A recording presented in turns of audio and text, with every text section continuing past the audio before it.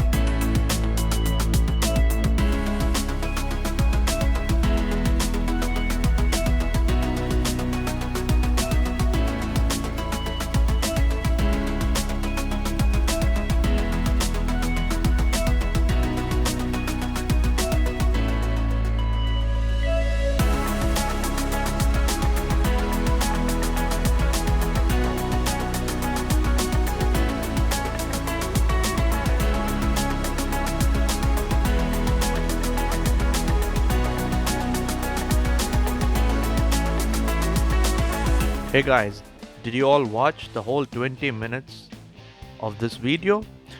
Actually, this is a pretty long process. I tried to compress it into 20 minutes.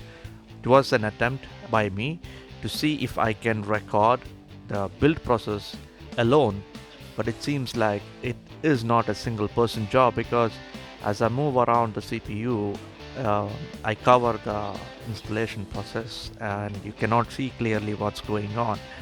So somebody has to literally be there, or I have to use multiple cameras to get more closer video. Anyways, I hope you all got an idea of how we do the build and what's very important for us: good cable management, good airflow, decent installation. That's what we are looking at, and what you have missed in this video is our tweaks that we apply on each PC after the installation of OS, especially the drivers and the specific settings and the debloating and the driver tweaks that we do is what is not shown in the video, and that is why our PCs get better performance than the PCs with similar configuration.